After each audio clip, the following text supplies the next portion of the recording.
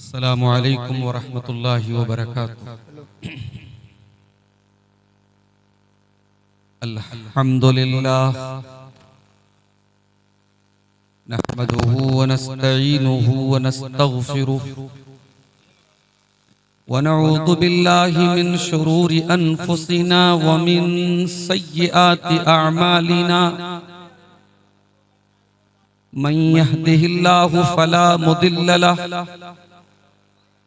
व मन युद्लिल फला हादिय लहु व अशहदु अल्ला इलाहा इल्लल्लाहु वहदहु ला शरीक लहु व अशहदु अन्ना मुहम्मदन अब्दुहु व रसूलुहु। या अय्युहल्लज़ीना आमनुत्तक़ुल्लाहा हक़्क़ तुक़ातिहि व ला तमूतुन्ना इल्ला व अंतुम मुस्लिमून।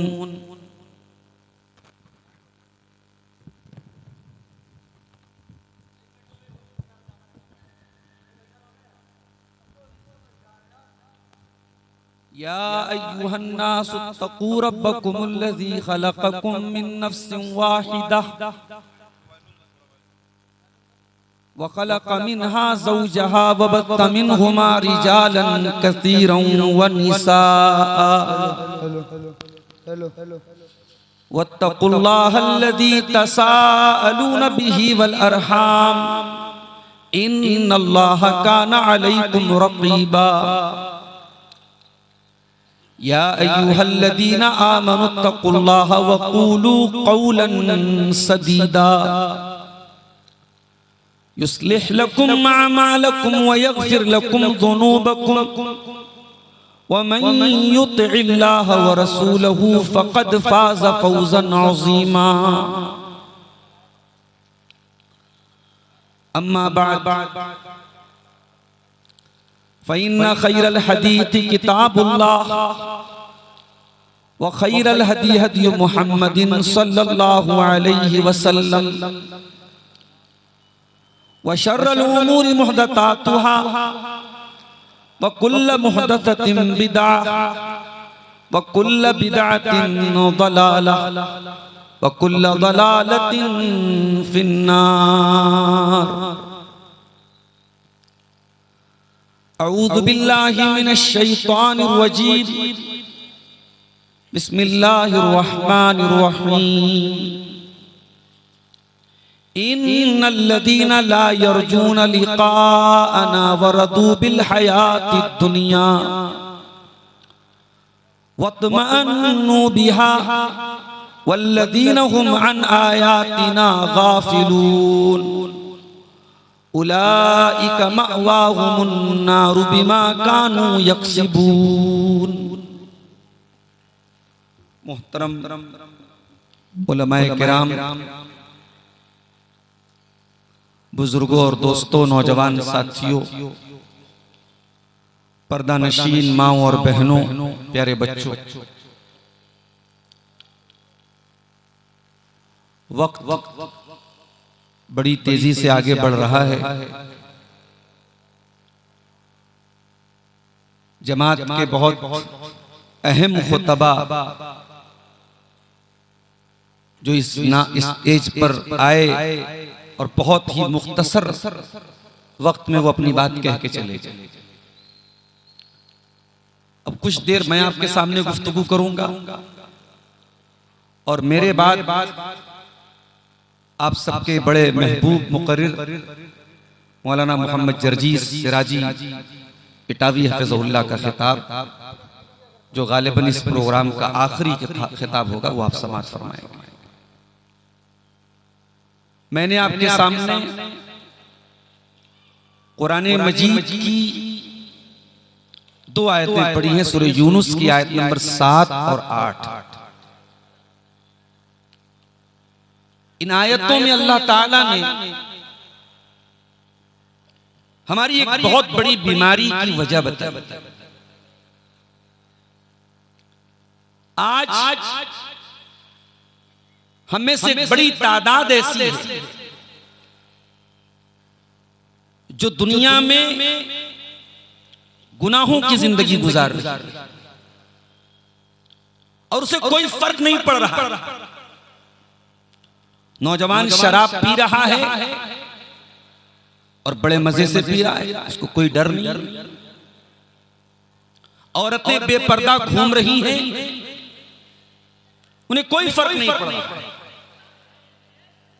गाना सुनने वाले, म्यूजिक सुनने वाले, मोबाइल पर दिन रात लगे रहने वाले, इन तमाम चीजों में लगे हुए हैं और उनको कोई फर्क नहीं पड़ रहा।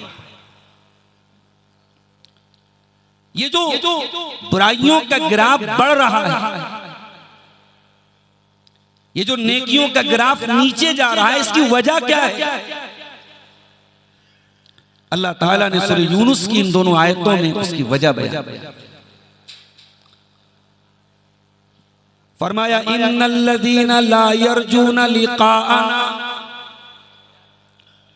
बेशक जो लोग हमसे मुलाकात की उम्मीद नहीं रखते, जिनका कयामत के ऊपर ईमान नहीं है, जिनका कयामत के ऊपर यकीन नहीं है, वरदू बिल हयाति दुनिया, और जो दुनिया की जिंदगी पर राजी हो गए, वत्मअन्नु बिहा, और जो दुनिया की जिंदगी पर मुतमईन हो गए, सेटिस्फाइड हो गए, जिनके अंदर आखिरत की कोई तलब नहीं, कोई शौक नहीं, कोई जज्बा नहीं, जिन्होंने दुनिया की तकलीफों को सब कुछ समझा और दुनिया के सुख को सब कुछ समझा, जिनकी नजर में आखिरत की कोई हैसियत नहीं है, ये है असल बीमारी। इस्लाम ने दुनिया को बेहतर बनाने से मना नहीं किया है, माफ कीजिए। इस्लाम की नजर में आपका दुनिया में अच्छा मकान बनाना, अच्छा खाना खाना, अच्छा कपड़ा पहनना, ये कोई गुनाह की बात नहीं। गुनाह की बात क्या है, गलत क्या है कि हम और आप दुनिया से सेटिस्फाइड हो जाएं, दुनिया से मुतमईन हो जाएं, दुनिया से राजी हो जाएं, दुनिया से दिल लगा लें। फरमाया, इन्नल्लज़ीना ला यरजूना लिक़ाअना, जो हमसे मुलाकात की उम्मीद नहीं रखते हैं, वरदू बिल हयाति दुनिया, और जो दुनिया की जिंदगी पर राजी हैं, वत्मअन्नु बिहा, और उसके ऊपर मुतमईन हैं, वल्लज़ीना हुम अन आयातिना गाफिलून, और जो हमारी आयतों से गाफिल हैं, हमारी आयतों से गाफिल हैं जो लोग, उलाइका मअवाहुमुन्नार बिमा कानू यक्सिबून, ऐसे लोगों का ठिकाना जहन्नम है, उनके करतूतों की वजह से उनको जहन्नम में डाला जाए। हमारी प्रॉब्लम यही है मेरे प्यारे साथी, हम ये चाहते हैं कि दुनिया में हमारे सारे अरमान पूरे हो जाएं, सारे शौक पूरे हो जाएं। हम आखिरत का वेट नहीं करना चाहते, हम जन्नत का इंतजार नहीं करना चाहते। और कुरान बार बार हमें यही मैसेज दे रहा है कि मेरे बंदो, ये दुनिया की जिंदगी टेम्पररी है, ये दुनिया की जिंदगी आरिजी है, वक्ती है। कहीं अल्लाह ने कुरान में फरमाया, बल तुसिरूनल हयातद दुनिया वल आखिरतु खैरुन व अबका। हर जुमा की नमाज में हम बार बार सूरह आला की आयत करीमा सुनते हैं, बल तुसिरूनल हयातद दुनिया, मेरे बंदो तुम दुनिया की जिंदगी को तरजीह देते हो, तुम दुनिया की जिंदगी को सब कुछ समझते हो, वल आखिरतु खैरुन व अबका, जबकि आखिरत की जिंदगी ज्यादा बेहतर और ज्यादा बाकी रहने वाली है। दुनिया फानी है, दुनिया मताए गुरूर है, दुनिया धोखेबाज है, दुनिया फ्रॉड है, दुनिया चीटिंग करती है तुम्हारे साथ, जिसे अपनी खूबसूरती पर नाज है।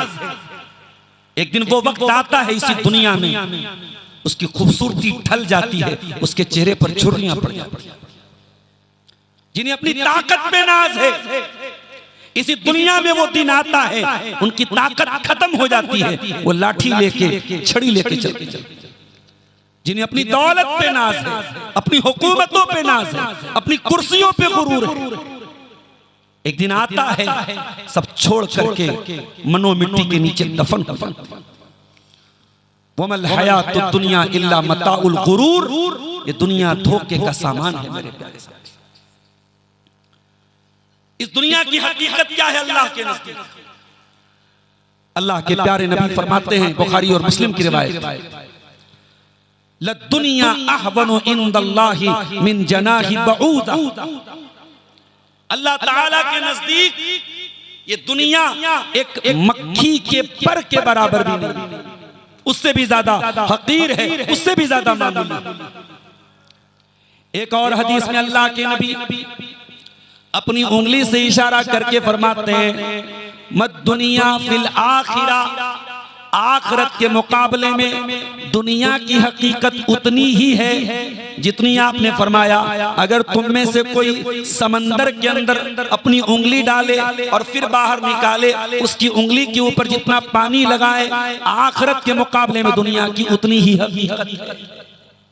कितना पानी लगेगा आपकी उंगली? अगर आप समंदर में उंगली डाल के उंगली बाहर निकालें, आपकी उंगली पे कितना पानी लगेगा मेरे साथ? अल्लाह के नबी फरमाते हैं, सही मुस्लिम की रिवायत, कि जितना आपकी उंगली पे पानी लगा है, आखिरत के मुकाबले में दुनिया की उतनी ही है।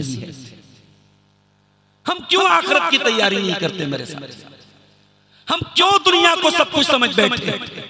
इसलिए कि हमने दुनिया से दिल लगा लिया, और यही वो बीमारी है जिसने हर दौर में इंसानों को बर्बाद किया है मेरे प्यारे साथी। हमारे नबी ने, हमारी शरीयत ने हमें यही तालीम दी, दुनिया से दिल न लगाओ, दुनिया को सब कुछ मत समझो, दुनिया के चक्कर में अल्लाह को मत भूल जाओ। वब्तगी फीमा आताकल्लाहु वब्तगी फीमा आताकल्लाह। अल्लाह तबारक व तआला ने दुनिया में तुमको जो कुछ दिया है, उसके जरिए तुम आखिरत की तैयारी करो। वब्तगी फीमा आताकल्लाहु दारल आखिरा वला तंस नसीबक मिनद दुनिया।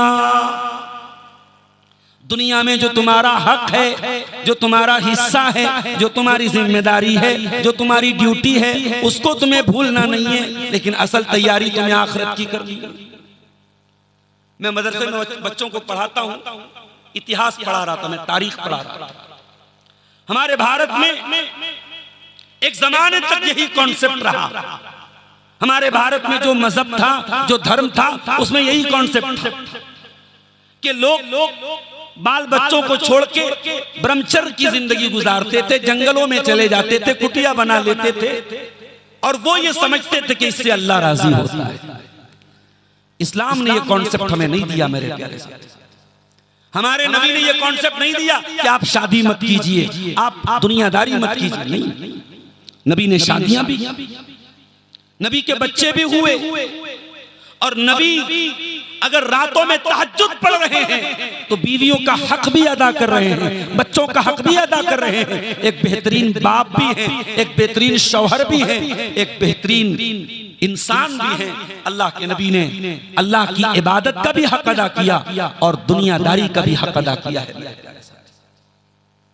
लेकिन हाँ, दुनिया से कभी आपने दिल नहीं लगाया। एक मर्तबा साहबे किराम अल्लाह के रसूल से मिलने के लिए आए।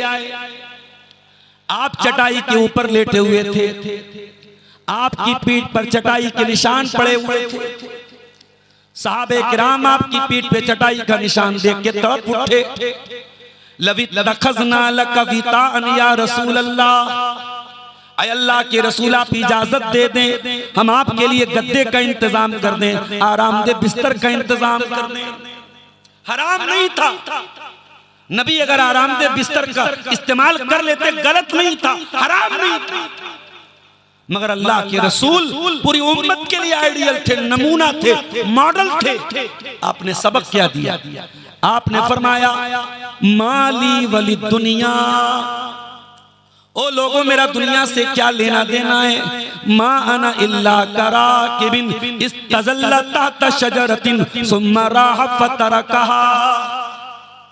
ओ लोगों, मैं तो दुनिया में एक मुसाफिर की तरह आया हूँ। जैसे एक मुसाफिर होता है किसी पेड़ के नीचे थोड़ी देर आराम करता है, फिर अपनी मंजिल की तरफ चला जाता है, मैं दुनिया में वक्ती आराम करने के लिए आया हूँ। मेरी मंजिल आखिरत है, मेरी मंजिल जन्नत है। ये है नबी का कॉन्सेप्ट, ये है इस्लाम का कॉन्सेप्ट। एक मर्तबा हजरत उमर फारूक अल्लाह के रसूल से मिलने के लिए आए, और जब नबी के कमरे में दाखिल हुए, कायनात के इमाम का कमरा है, मोहम्मद रसूलुल्लाह सल्लल्लाहु अलैहि वसल्लम का कमरा है, और कोई फर्नीचर नहीं, कोई बेड नहीं है, कोई कीमती बर्तन नहीं है, एक मामूली सी चटाई है, किनारे थोड़ा सा जौ रखा हुआ है, एक लकड़ी का प्याला है, एक मशकेजा है। ये नबी का है, ये नबी के कमरे की कुल कायनात है। बुखारी के अल्फाज हैं, हजरत उमर फारूक की आंखों से आंसू बहने लगे, रोने लगे। ऐ अल्लाह के रसूल, दुनिया के बादशाह तो ऐशो आराम की जिंदगी गुजारे, कैसर और किसरा अपने अपने महलों में ऐशो आराम की जिंदगी गुजारे, और ऐ अल्लाह के नबी, आप अल्लाह के आखिरी नबी होकर के ऐसी सादा जिंदगी गुजारे, ऐसी परेशानी की जिंदगी गुजारे। रोने लगे हजरत उमर।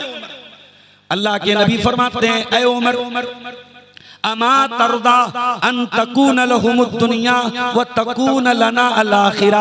ऐ उमर, क्या तुम ये नहीं चाहोगे कैसर और किसरा को तो दुनिया की दौलत मिल जाए और तुम्हारे नबी को आखिरत की नेमतें मिल जाएं? तुम्हारा नबी दुनिया को बेहतर बनाने के लिए नहीं आया है, तुम्हारा नबी आखिरत की तैयारी। मेरी प्यारी माँ और बहनों, गर्मी का मौसम चल रहा है, चिलचिलाती धूप में एक औरत जब निकलती है तो सन क्रीम लगा के निकलती है। जो जिंदगी में कभी पर्दा नहीं करती, वो लड़की, वो औरत भी स्कार्फ पहन के निकलती है। क्यों? कहीं अप्रैल और मई की गर्मी उसके चेहरे को न झुलसा। अगर इस सूरज की गर्मी से बचने के लिए तुम सन क्रीम लगा सकती हो और स्कार्फ लगा सकती हो, तो जहन्नम की आग से बचने के लिए मेरी प्यारी माँ और बहनों, तुम अपने आप को पर्दे और हिजाब में क्यों नहीं रख सकते? फर्क सिर्फ मेंटेलिटी का है, फर्क सिर्फ सोच का है। दुनिया की गर्मी से बचने के लिए अगर हम अपने घरों में कूलर और एसी और पंखे लगा सकते हैं, तो हमें और आपको जहन्नम की आग से बचने का भी इंतजाम करना चाहिए। मेरे साथी, मैं आमतौर से जुमा के दिन घर पे कम रहता हूं। इत्तेफाक से 1-2 हफ्ता पहले जुमा के दिन में बनारस में था, वहीं अपने मोहल्ले की मस्जिद में मैंने जुमा पढ़ाया। मेरे बच्चे स्कूल से आए दोपहर में, चिलचिलाती धूप से बच्चे आए, और बच्चियों का चेहरा मैंने देखा बिल्कुल सुर्ख हो गया धूप से। वल्लाह थोड़ी देर के लिए मैं तड़प उठा। एक बाप इस गर्मी के मौसम में अपने बच्चों को धूप में जलता देखकर तकलीफ में मुब्तला हो जाता है। एक बाप ये क्यों नहीं सोचता है कि कल जहन्नम की आग में उसके बच्चे कहीं जल न जाएं? क्यों? बेटा गलत काम कर रहा है और बाप को कोई फर्क नहीं पड़ रहा है। बेटी बेहयाई कर रही है, बेपर्दा घूम रही है, और माँ को कोई फर्क नहीं पड़ रहा है। तुझे अगर अपने बच्चों से मोहब्बत है, तू दुनिया की गर्मी से बचाता है, तू दुनिया की लू से बचाता है, तू दुनिया की तकलीफ से बचाता है, तू अपने बच्चों को जहन्नम की आग से क्यों नहीं? यही वो मैसेज है जो कुरान के 28वें पारे में अल्लाह ताला हमें देता है। मेरे प्यारे साथी, या अय्युहल्लज़ीना आमनू कू अनफुसकुम व अहलीकुम नारा। ऐ ईमान वालो, अपने आप को भी जहन्नम की आग से बचाओ और अपने बच्चों को, अपने परिवार को भी जहन्नम की आग से बचाओ। अगर दुनिया की गर्मी से तुम्हें बचने का इंतजाम तुम कर रहे हो, तो आखिरत की गर्मी से बचने का भी तुम्हारे पास इंतजाम होना चाहिए। उसकी चिंता और उसकी फिक्र भी तुम्हें होनी चाहिए। मेरे भाइयों, हमने तो 5 साल पहले कोरोना का दौर देखा था। एक साथ कई जनाजे देखे गए। बनारस में गंगा के किनारे कई लाशें जलाई जाती थी गैर मुस्लिमों की एक साथ। हमने तो वो दौर भी देखा था। कि जब हरम का तवाफ रुक गया, जब नमाजों में सफों में फासला करके लोग नमाज पढ़ने लगे और बगैर सैनिटाइजर के कोई एक दूसरे से हाथ मिलाने को तैयार नहीं, हमने तो वो दौर भी देखा है। मगर हमें तब भी आखिरत की याद नहीं आई मेरे साथ। हमारे दिल नहीं पिघले, हमारे दिल नहीं पसीजे, न हमारी बुराइयों में कोई कमी आई। हम बेनमाजी के बेनमाजी रहे, बेहया के बेहया रहे, बेशरम के बेशरम रहे। न हमारी बुराइयों में कोई कमी आई, न हम अल्लाह से करीब हुए, न हमारे दिलों में तकवा पैदा हुआ। सहाबा तो ऐसे नहीं थे मेरे प्यारे साथी। सहाबा की जिंदगियां कैसी थी, जरा एक दो मिसालें बयान करके मैं ज्यादा वक्त आपका नहीं लूंगा मेरे साथ। हजरत उमर फारूक रजी अल्लाह तआला, कौन है उमर जिनके बारे में अल्लाह के नबी फरमाते हैं उमर जिस रास्ते से गुजर जाए उस रास्ते से शैतान भाग जाता है। हजरत उमर के ऊपर कातिलाना हमला हुआ, आखिरी टाइम आ गया, इंतकाल का टाइम आ गया। हजरत उमर बिल्कुल घबराए हुए हैं, चेहरे पर घबराहट के आसार नुमाया है। देते ऐ अमीरुल मोमिनीन, आपको घबराने की कोई जरूरत नहीं है। आप अल्लाह के रसूल के बड़े प्यारे साहबी हैं। आपने इस्लाम के लिए बड़ी कुर्बानियां दी हैं। आपने नबी का साथ दिया, आपने अबू बकर सिद्दीक का साथ दिया। ऐ उमर फारूक, आपको घबराने की, आपको परेशान होने की कोई जरूरत नहीं है। उमर फारूक कहते हैं लौ अन्नली तिलाल अर्ज़ि ज़हबा लफ्तदैतु बिही मिन अज़ाबिल्लाह। ओ लोगो, तुम मेरी नेकियों का बयान करते हो, तुम मेरी नेकियों का चर्चा करते हो। अरे उमर की तो तमन्ना ये है, उमर की आरज़ू तो ये है, अगर जमीन भर के सोना मुझे मिल जाए और अल्लाह कह दे ऐ उमर तू जमीन भर के सोना लेके आ जा, हम तुझे अपने अज़ाब से बचा लेंगे, तो उमर तो जमीन भर के सोना देने को भी तैयार है। अल्लाह के अजाब से बचने के लिए मैं तो जमीन भर के सोना देने को भी तैयार हूं। ये उस्मान गनी, नबी के दोहरे दामाद, नबी की दो बेटियों के शौहर, रुकैया के शौहर, उम्मे कुलसूम के शौहर, ज़ुन्नूरैन, जिनके को अल्लाह के रसूल ने कई मर्तबा अपनी ज़बान मुबारक से जन्नत की खुशखबरी सुनाई। उस्मान गनी के बारे में तिरमिज़ी के सही अल्फाज हैं। उस्मान गनी जब किसी कब्र को देखते थे, जब कब्रिस्तान के पास से गुजरते थे, ज़ारो कतार और रोने लगते थे और कहते थे ओ लोगो, मैं इसलिए रो रहा हूँ कि अल्लाह के प्यारे नबी को फरमाते हुए सुना है इन्नल क़ब्र अव्वलु मंज़िलिम मिन मनाज़िलिल आखिरा। ये कब्र आखिरत की पहली मंजिल है, जिसने इसको पार कर लिया उसके लिए आगे की मंजिलें भी आसान। हमारा हाल तो बहुत बुरा है मेरे साथ। हम तो कब्रिस्तान जाकर के भी हंसते हैं, मुस्कुराते हैं। अभी मैंने फेसबुक पर देखा एक रील, कुछ लड़के गाड़ी से जा रहे हैं और गाना बजा रहे हैं और अचानक कोई एक्सीडेंट देखा तो वो कोई नात बजाने लगे। गौर करो, अब इस तरीके के रील्स का मतलब ये हुआ कि अब तकवा और अल्लाह का डर और मौत की याद और आखिरत की याद, अब इसको भी लोग मजाक का टॉपिक बना रहे हैं और इस पर भी हंसने हंसाने वाला वीडियो बना रहे हैं। यानी अगर कोई नात सुन रहा है या कोई दर्दनाक नज्म सुन रहा है तो वो भी सिर्फ वक्ती, कोई एक्सीडेंट देख लिया उसको देख करके उसके दिल में ये ख्याल पैदा हो रहा है। ऐसा मैसेज दिया जा रहा है इन रील्स के जरिए। मेरे प्यारे सहाबे किराम कब्र को देख करके रोने लगते थे मेरे साथ। इब्ने माजा की सही रिवायत है, एक अंसारी सहाबी का जनाजा है, जनाजे को कब्र में उतारा जा रहा है। अल्लाह के प्यारे नबी वहीं कब्र के पास बैठे हुए और अल्लाह के नबी बैठे बैठे ज़ारो कतार रोने लगते हैं।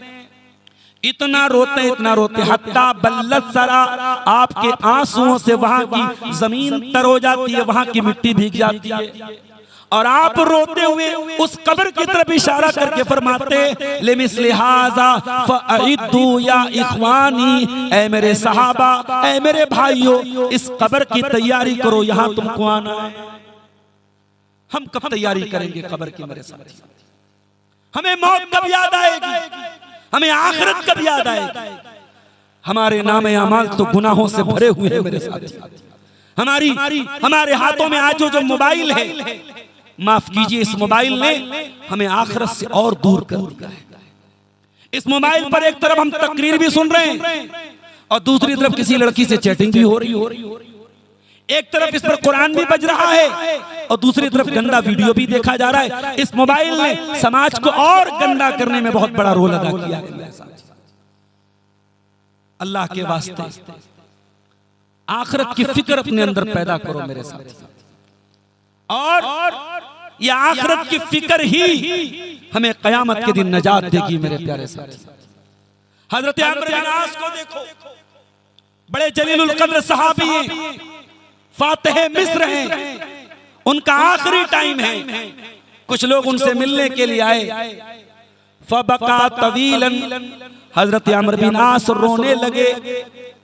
और जब ये डर हुआ कि कहीं मेरे आंसुओं को देख करके रियाकार न समझा जाए, दिखावा करने वाला न समझा जाए, तो हजरत अम्र बिन आस ने अपना चेहरा फेर लिया और दीवार की तरफ चेहरा करके रोने लगे।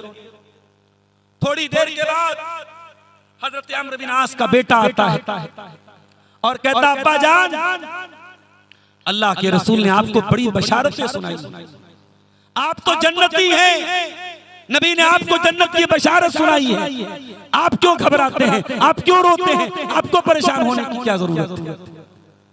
सही मुस्लिम की रिवायत है, अम्र बिन आस कहते हैं, ऐ मेरे बेटे, मेरी जिंदगी में 3 दौर आए थे, 3 हालात आए थे। एक दौर वो था जब मैं इस्लाम का कट्टर दुश्मन था और मेरी जिंदगी का सबसे बड़ा मकसद ये था कि मोहम्मद रसूलुल्लाह अगर मेरे हाथ आ जाए, मैं उनको कत्ल कर दूं, नऊजुबिल्लाह, मैं उनका काम तमाम कर दूं। फलो मुत्तु अला तिलकल हाल, अगर उस हालत में मैं मर गया होता, लकुन्तु मिन अस्हाबिन नार, तो मैं जहन्नम में चला गया। उसके बाद है मेरे बच्चे, अल्लाह ने मेरे दिल में इस्लाम की मोहब्बत डाली और मैं अल्लाह के रसूल के पास आया और मैंने कहा, अल्लाह के रसूल, उबसुत यमीनक, अपना दाहिना हाथ आगे कीजिए, मैं आपके हाथ में बैत करना चाहता हूं। नबी ने हाथ बढ़ाया, मैंने अपना हाथ वापस खींच लिया। नबी ने कहा, अम्र बिन आस, क्या बात है, तूने पहले कहा कि हाथ आगे बढ़ाइए, बैत करना चाहता हूं, और जब मैंने हाथ आगे बढ़ाया तूने हाथ खींच लिया, क्या बात? कहा, अल्लाह के नबी, मैं आपके हाथ पर बैत तो करना चाहता हूं, लेकिन एक शर्त के साथ, उरीदु अन अश्तरीता, एक शर्त लगाना चाहता हूं। नबी ने पूछा, क्या शर्त लगाना चाहते हो? कहा, अल्लाह के नबी, मेरी शर्त यह है, अन युग़फ़र ली, मेरे तमाम गुनाह माफ कर दिए जाएं, मेरी तमाम खताएं माफ कर दी जाएं। अल्लाह के प्यारे नबी ने फरमाया, ऐ अम्र बिन आस, क्या तुमने नहीं सुना है, इन्नल इस्लाम यहदिमु मा क़ब्लहु, इस्लाम लाने के बाद पहले के सारे गुनाह माफ हो जाते हैं, हिजरत करने के बाद पहले के सारे गुनाह माफ हो जाते हैं, हज करने के बाद पहले के सारे गुनाह माफ हो जाते हैं, क्या तुमने नहीं सुना है? हजरत अम्र बिन आस कहते हैं, मैं ईमान ले आया और मैं नबी से मोहब्बत करने लगा और इतनी मोहब्बत करने लगा, मा काना अहदुन अहब्ब इलैया मिन रसूलिल्लाह, अल्लाह के रसूल से दादा मुझे किसी से मोहब्बत नहीं थी। इतनी मोहब्बत करता था, इतना एहतराम करता था अल्लाह के रसूल का कि कभी नजर भर के नबी को देखता भी नहीं था। और अगर कोई मुझसे पूछे कि नबी का हुलिया बयान करो, तो मैं नहीं बयान कर सकता, क्योंकि मैंने कभी नजर भर के अल्लाह के प्यारे नबी को देखा। ऐ मेरे बच्चों, अगर उस हालत में मेरी मौत हो गई होती तो यकीनन मैं जन्नत में चला जाता, लेकिन उसके बाद सुम्मा वलीना अशिया, फिर हम दुनियादारी के कामों में लग गए, हुकूमत के कामों में लग गए। फमा अदरी मा हाली फीहा, तो मैं नहीं जानता कि अब अल्लाह क्या मेरा क्या हाल है। गौर करो मेरे प्यारे साथियों, अम्र बिन आस को, अम्र बिन आस जैसे सहाबी को दुनियादारी की वजह से अपने अंजाम की चिंता है, अपने अंजाम की फिक्र है। उसके बाद हजरत अम्र बिन आस कहते हैं, ऐ मेरे बच्चों, जब मेरा इंतकाल हो जाए फला तसहबनी नाइहतुन वला नार, खबरदार मेरे जनाजे में कोई नौहा करने वाली औरत नहीं जाएगी और कोई आग नहीं जलाई जाएगी। इसका मतलब ये हुआ इंतकाल के पहले इंसान को वसीयत करनी चाहिए कि उसके जनाजे में कोई बिदात और खुराफात ना हो, उसका जनाजा सुन्नत के मुताबिक हो। इंसान को इस बात की वसीयत करनी चाहिए। उसके बाद कहा है मेरे बच्चों, जब मेरा इंतकाल हो जाए सुम्मा शुन्नु अलैय तुराब, मेरे ऊपर मिट्टी डालना, मेरी कब्र पर मिट्टी डालना।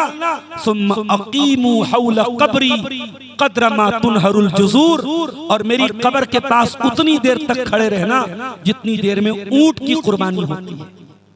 पता ये चला कि जब किसी के जनाजे में जाओ तो सिर्फ मिट्टी दे के न चले आओ, थोड़ी देर तक खड़े रहो और खड़े होकर के मग़फ़िरत की दुआ करो। ये भी अल्लाह के नबी की सुन्नत है। और उलमा का कहना है जो 2 क़ीरात सवाब की बात हदीस में कही गई है, वो 2 क़ीरात तभी मिलेगा जब आप मिट्टी देने के साथ साथ आप खड़े होकर के थोड़ी देर तक दुआ करें। मेरे अजीजों, एक सहाबी रसूल अपने इंतकाल के मौके पर, अपने आखिरी मौके पर अपने बच्चों को और अपने घर वालों को अपने लिए कब्र के पास खड़े होके दुआ करने की बात कर रहे हैं। उन्हें अपनी कब्र की जिंदगी की फिक्र है, उन्हें अपनी आखिरत की जिंदगी की फिक्र है। मेरे अजीजों, हमें अपनी आखिरत की फिक्र कब होगी, ये बात याद रखो।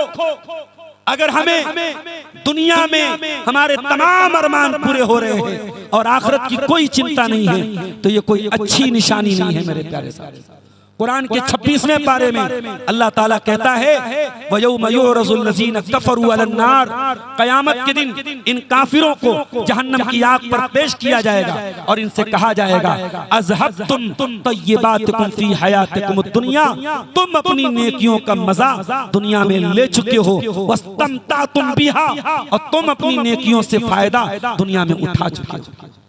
इसलिए मेरे अजीजों, आखिरत की फिक्र अपने अंदर पैदा करें और याद रखें, अगर आखिरत की तैयारी और आखिरत की फिक्र आप पैदा कर लेंगे, दुनिया की जिंदगी ऑटोमेटिक अल्लाह ताला बेहतर कर देगा। दुनिया में हो सकता है बहुत ज्यादा पैसा न मिले, बहुत ज्यादा वसाइल न मिले, मगर सुकून की दौलत मिलेगी। अल्लाह के नबी फरमाते हैं वमन अरादल आखिरा, जो आखिरत की तैयारी करेगा, जमा लहू शमला, अल्लाह ताला दुनिया में उसके मसाइल को हल कर देगा। वह अततहु दुनिया वही राग़िमतुन, और दुनिया चल करके उसके पास आएगी। दुनिया ऑटोमेटिक आपको मिलेगी। शर्त यह है कि आप अपनी जिंदगी का टारगेट आखिरत को बना लें कि हमें आखिरत की जिंदगी को बेहतर बनाना है। मेरे अजीजों, ये चंद बातें फिक्र आखिरत के ताल्लुक से मैंने आपके सामने रखी हैं और आखिर में यही पैगाम आपको देना चाहता हूँ कुरान और हदीस की रोशनी में कि अल्लाह के वास्ते दुनिया में जिंदगी गुजारे मगर दुनिया से मुतमईन न हो, दुनिया को दिल न दें, दुनिया को परमानेंट न समझें। आखिरत की तैयारी करें, अपने बच्चों को आखिरत के अजाब से बचाने की तैयारी करें। नौजवानों को मैसेज देना चाहूंगा कि दुनिया को जन्नत बनाने के चक्कर में न पड़ो। कुरान और हदीस में जन्नत का मुताला करो। दुनिया की लड़कियों और औरतों के पीछे अपनी जिंदगी बर्बाद करते हो। आओ जरा देखो अल्लाह ने जन्नत में आपके लिए क्या नेमतें तैयार करके रखी हैं। दुनिया की तकलीफों से बचने के लिए इंतजाम करते हो। आओ जरा कुरान और हदीस की रोशनी में देखो जहन्नम की तकलीफें कैसी हैं और उनसे अपने दामन को बचाने की तैयारी करो। मेरे भाइयों, ये चंद बातें थी, इन पर मैं अपनी गुफ्तगू को खत्म करते हुए अल्लाह से दुआ करता हूँ रब्बुल आलमीन हमें अपने दिलों में फिक्र आखिरत पैदा करने की तौफीक अता फरमाए। अल्लाह ताला जहन्नम की आग से बचने की हमें तैयारी की तौफीक दे और जन्नत में ले जाने वाले अमाल हमें अंजाम देने की तौफीक अता फरमाए। आमीन व आखिर दावाना अनिल हम्दुलिल्लाहि रब्बिल आलमीन वस्सलामु अलैकुम व रहमतुल्लाह। वालेकुम अस्सलाम व रहमतुल्लाह। फिक्र आखिरत के मौजू